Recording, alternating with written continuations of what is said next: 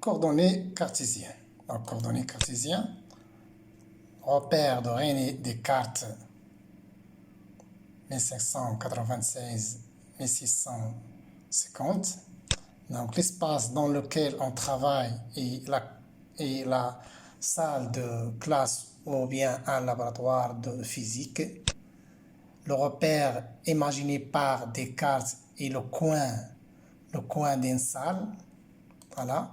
Donc, la position d'un point M dans cet espace et la position d'un point M dans l'espace est parfaitement déterminée quand on connaît bien sûr les distances. Quelle distance? Donc, MA. Donc, voilà, MA, MB et MC. Donc, voilà, il suffit de connaître ces distances pour repérer bien sûr le point M. Donc, afin de balayer tout l'espace, les deux murs et le sol sont remplacés par trois plans indéfinis, les deux murs et bien sûr le sol. Donc, 1, 2, 3. D'accord? Donc, et on associe bien sûr à l'intersection de ces trois plans, trois axes orientés au X, au Y, au Z. Dans ce système d'axes, le point M est repéré par les projections orthogonales. Donc M dans le plan OXY, M1 c'est sur l'axe OX et M2 sur l'axe des Y. Alors M3 c'est sur l'axe, la projection de M sur l'axe des Z, c'est M3. Voilà. Voilà la distance X, Y, et voilà Z, les coordonnées du point M dans cette base. Voilà. Avec OX, c'est le modèle de OM1. Alors Y, c'est OM2, et Z, c'est c'est le modèle de OM3.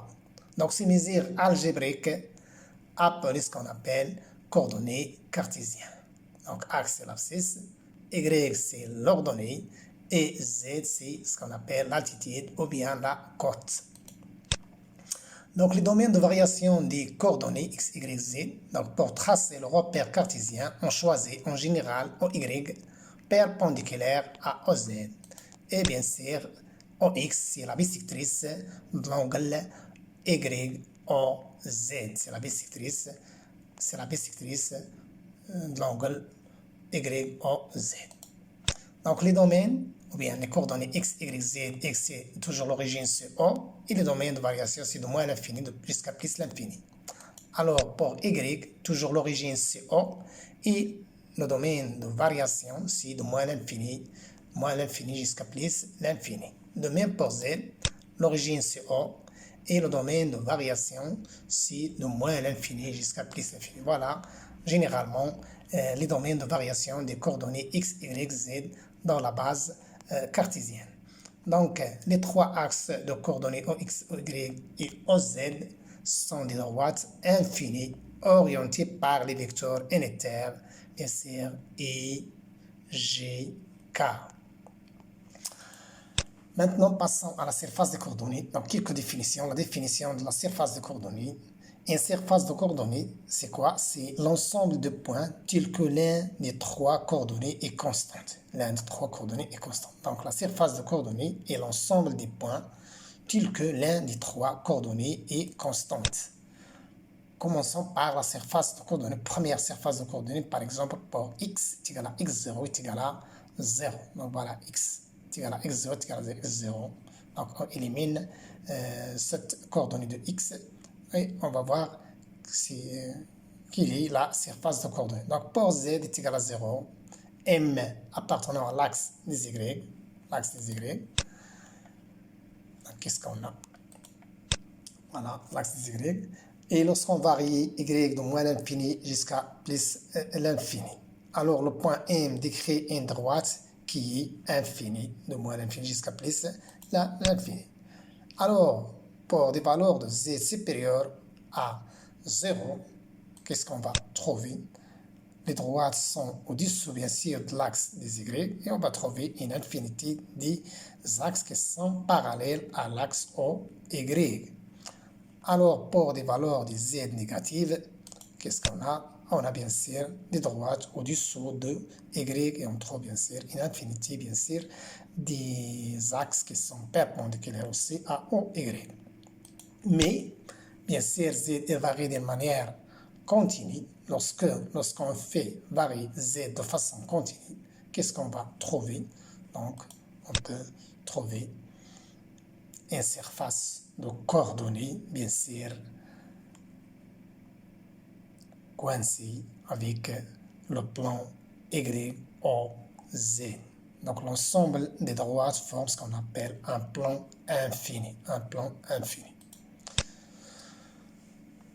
Maintenant, voilà, c'est ça, la surface de coordonnées pour x est égal à 0. On peut varier, bien sûr, cette surface de coordonnées pour différentes valeurs de x. C'est-à-dire, pour, par exemple, x est égal à 1. Donc, pour x est égal à 1, on va trouver 1 et moins 1. On va aussi trouver des surfaces de coordonnées qui sont parallèles à cette surface de x. Cette surface de coordonnées x est égal à 0, de même pour x est égal à 2, moins 2, 3, et ainsi de suite. Donc, pour une surface de coordonnées, il s'agit d'une infinité de surfaces planes parallèles au plan OYZ. Donc, voilà la surface de coordonnées pour x est égal à une constante.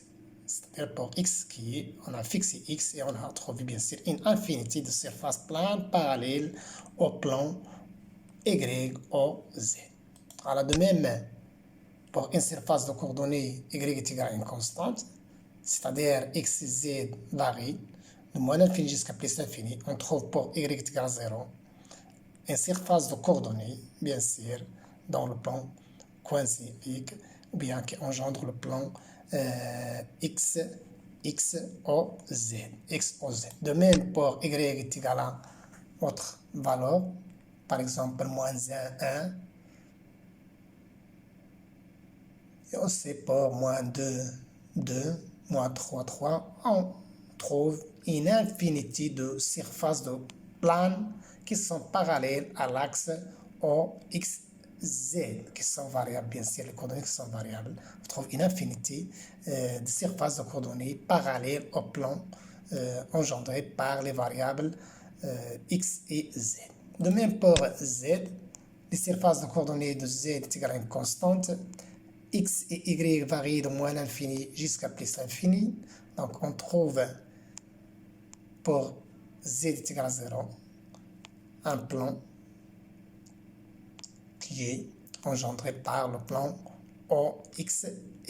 OXY. De même, donc on peut trouver, on peut varier, on peut donner la valeur de Z, varier la valeur de Z. Par exemple, pour Z est égal à 1, moins 1, 2, moins 2, et ainsi de suite. On trouve bien sûr une infinité de surfaces de coordonnées qui sont parallèles à l'axe OXY. Voilà comment on définit bien sûr les surfaces de coordonnées. Maintenant, on passe à ce qu'on appelle axe de coordonnées. Donc, dans le cadre, pour déterminer les axes de coordonnées, il suffit de faire varier l'un des coordonnées et de fixer les deux. Donc, un axe de coordonnées est l'intersection de deux surfaces de coordonnées, c'est-à-dire l'ensemble des points obtenus en fixant les valeurs de deux coordonnées et en laissant libre la troisième. Voilà. Maintenant, l'axe de coordonnées x des x. Donc, pour l'axe de coordonnées des x, qu'est-ce qu'on fait? C'est l'intersection des deux surfaces de coordonnées. Donc, pour y0 par exemple, et pour z0, les deux surfaces de coordonnées, voilà. Et bien sûr, l'intersection, elle détermine ce qu'on appelle l'axe de coordonnées de x. Donc, l'ensemble des points M appartenant à l'intersection des plans Y0 et Z0 forment une droite appelée axe des X. Bien sûr, sous-entendu, il est parallèle à l'axe des X. De même pour les axes des Y, prenons la surface de X0, la surface de coordonnées X0 et la surface de coordonnées Z0. L'intersection, bien sûr, c'est un axe de coordonnées de Y qui est de Y, bien sûr,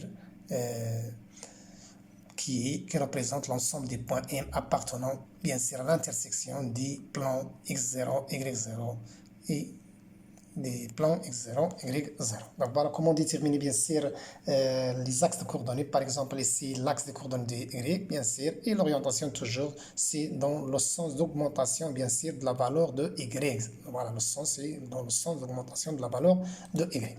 Comment l'autre c'est l'axe de Z. Donc l'axe de Z, donc traçant la surface de coordonnées X0 et Y0. L'intersection bien sûr c'est l'ensemble des points bien sûr qui est orienté dans le sens de la valeur d'augmentation de Z et représente bien sûr l'ensemble des points appartenant à l'intersection des plans X0, Y0 et bien sûr elle forme ce qu'on appelle l'axe de Z. Voilà comment déterminer les axes de coordonnées. Les axes de coordonnées. Maintenant passons à la valeur position ou bien au vecteur position.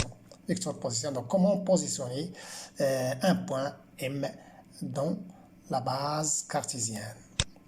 En considérant une trajectoire C, un point M, l'axe de coordonnées X, Y, Z, voilà le vecteur position bien sûr, si on peut positionner ce point M par rapport à l'origine de cette base, donc le vecteur position, on la note OM.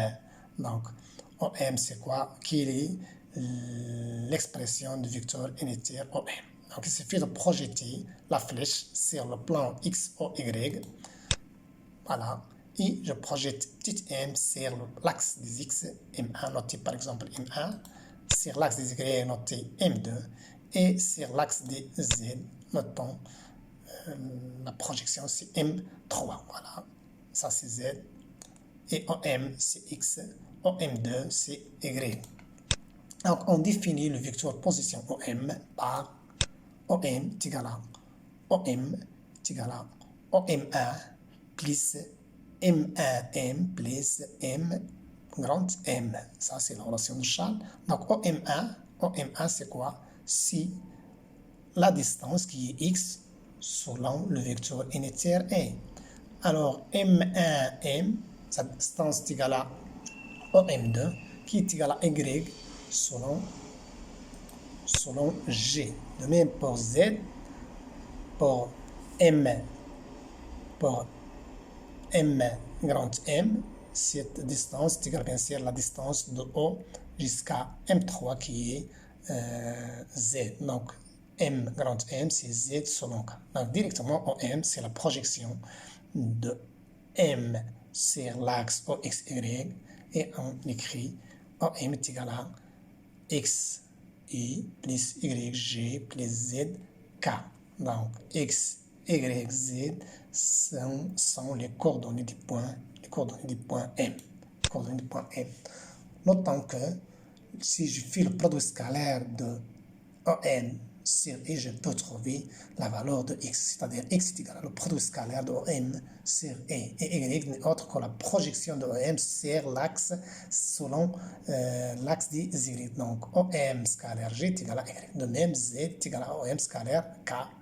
Et le modèle de OM n'est autre que le produit scalaire de OM scalaire OM racine carrée. Donc OM comme modèle est égal à racine carrée x au carré plus y au carré plus z au carré. Passons à notre notion, c'est la notion de déplacement élémentaire. Donc soit M et M', deux points de l'espace, tels que M est infiniment voisin de M'. Donc quelle est l'expression de déplacement élémentaire?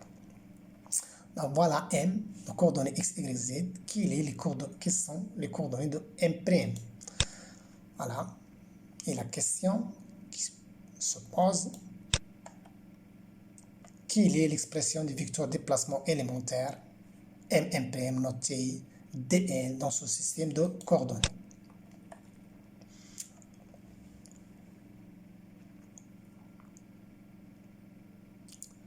Donc, la réponse est comme suit. Le déplacement élémentaire de M à M' est le résultat de trois déplacements, c'est-à-dire déplacements selon l'axe des X, déplacements selon l'axe des Y et déplacements selon l'axe des Z. Donc, premier déplacement suivant l'axe des X. Voilà, l'axe des X.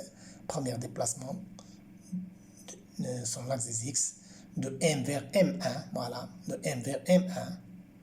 Et bien sûr, l'abscisse de M1, ici il y a de M' n'est autre que la valeur de X plus ce déplacement MM1 noté dx. Voilà la base de bien l'abscisse de M'. Et on peut écrire que M1 comme vecteur est égal à dx, c'est la distance dx selon le vecteur unitaire EX ou bien I. Deuxième déplacement suivant l'axe des Y, de même, voilà, l'axe de Y à partir du point M, de M1 vers M2, deuxième déplacement, c'est quoi? Donc, n'est autre que la coordonnée de M1 plus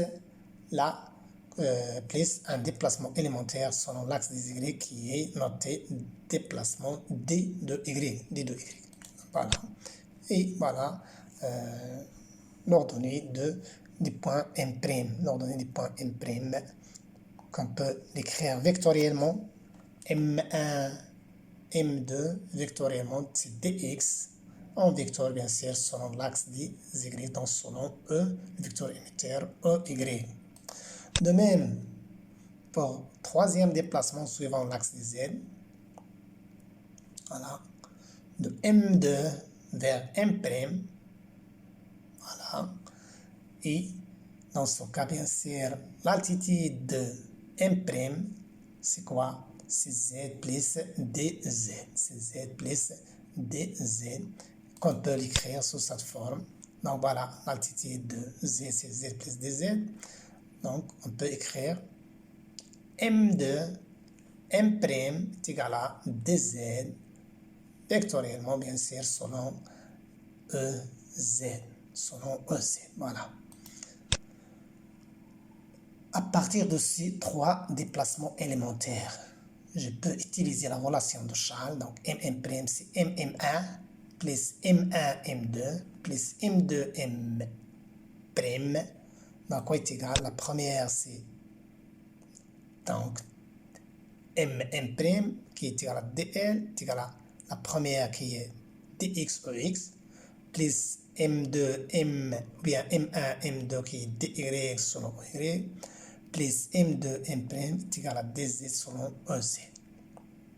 Voilà l'expression de déplacement élémentaire, bien sûr, dans la base des coordonnées cartésiennes. Il est très simple à écrire, bien sûr, mais il faut apprendre parce qu'on va l'utiliser par la suite pour calculer les différents paramètres cinématiques et dynamiques. Alors maintenant, la surface élémentaire. Donc pour x égale à une constante, on se trouve bien sûr dans le plan OYZ pour x égale à 0. Voilà, x est égal à 0. Donc on se trouve dans ce plan YOZ. YOZ. Donc un déplacement élémentaire M' sur la surface x égale à une constante définit ce qu'on appelle un élément de surface ds. Tel que bien sûr le déplacement élémentaire M' est infiniment voisin de M. M' il est infiniment voisin de M. Donc, comment définir cette surface de coordonnées, ou bien la surface élémentaire? Si nous effectuons un déplacement élémentaire suivant l'axe des Y et suivant l'axe des Z, donc qu'est-ce qu'on va trouver? On va trouver bien sûr un déplacement sur l'axe des Y, c'est DY, DZ, et bien sûr, on obtient l'élément de surface DS en traçant bien sûr l'élément de surface engendré par DY, DZ. de côte, bien sûr, de longueur et de largeur, dy, dz. Tous les éléments de surface considérés comme un rectangle ou bien un carré. Voilà, un rectangle. Donc, voilà, maintenant, la surface de coordonnées ds n'est autre que ds, ey, vectoriel, bien sûr, dz, ez, dz, ez. Voilà. Et comme modèle, donc je peux l'écrire sous cette forme dy, ey, vectoriel dz, ez est égal à dy, dz. Donc, ey vectoriel ez, c'est ex parce qu'à la base, il est orthonormé direct. On norme bien sûr ds est égal à directement dy fois dz. Voilà comment on détermine l'élément de surface ou bien un élément, une surface élémentaire. Une surface élémentaire. De même pour les autres, pour y est égal à une constante. Donc ici, on se trouve bien sûr dans le plan OXZ, parce que y est égal à 0, donc voilà le plan. Et on obtient l'élément de surface ds, donc voilà son ds, dz, et je trace bien sûr l'élément de surface. Donc maintenant, voilà l'élément de surface dx, dz, à quoi est égal à l'élément de surface dans ce cas. Donc l'élément de surface ds n'est autre que dz, ez, vectoriel, dx, ex, qui est égal à bien sûr dz, dx fois, donc ez vectoriel ex, c'est ey. Donc toujours la constante ds, il est orienté, il est normal au plan OXZ, mais il est orienté selon OY. Pour cela, on écrit OZ avant EX. Donc voilà. Donc DS, il est toujours normal et orienté selon le vecteur unitaire OY. La norme n'est autre que DS égale à DX, DZ. Donc c'est très simple. D y est égal à 0, donc ds c'est dx fois dz. De même, pour la surface de coordonnées, ou bien l'élément, la surface élémentaire concernant z égale à une constante, donc on se trouve bien sûr dans le plan OX, Y, z est constante, donc z, dans ce cas, on prend par exemple z égale à 0, et on obtient l'élément de surface ds en variant bien sûr dx et dy. Donc voilà la surface de coordonnées concernant z correspond bien sûr à z égale à une constante. Et voilà ds, dy. Donc la surface ds il est orientée selon l'axe de z. L'axe de z, tant que z est une constante, donc j'écris dx ex vectoriel dy, ey qui est égal à bien sûr ds, dy. Donc ex vectoriel ey est égal à ez. Donc ds il est orienté selon l'axe des y, l'axe des z plutôt.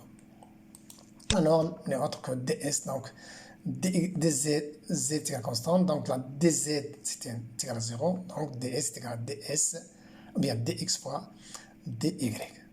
Voilà quelques outils essentiels pour toute la physique classique.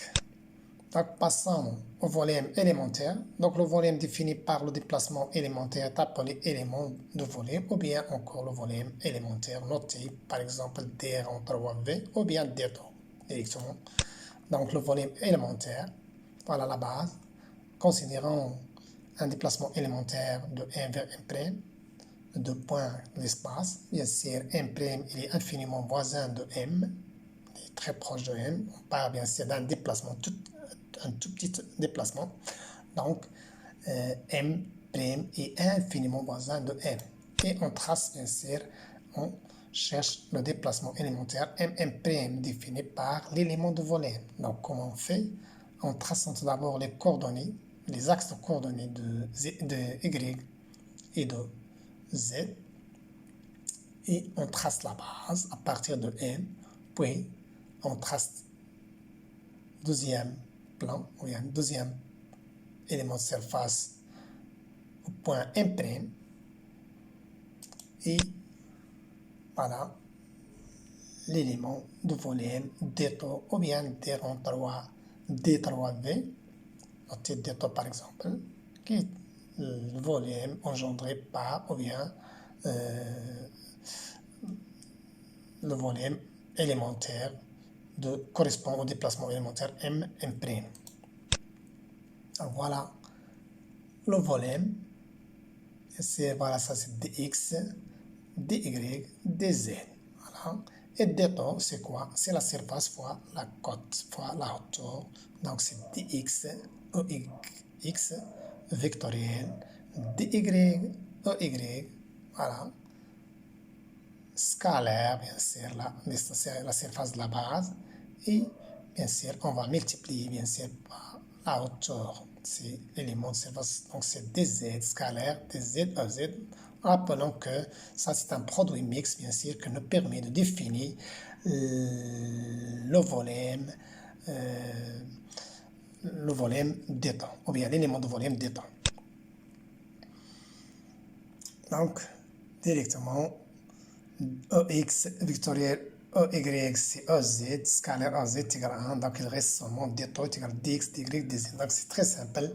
L'élément de volume c'est dx, dy, dz dans la base cartésienne. Donc en coordonnées cartésiennes, le volume élémentaire est un cube de côté dx, dy, dz. Donc c'est très simple. Voilà. Ici dans la base cartésienne c'est très simple, mais on va voir par la suite dans les autres systèmes de coordonnées. Voilà. Et les coordonnées cartésiennes employées habituellement pour représenter un point dans l'espace à 3 dimensions ne sont pas toujours les plus appropriées. On retiendra d'autres types de coordonnées pour repérer un point ou décrire un champ scalaire ou vectoriel selon bien sûr le type de mouvement étudié. Voilà.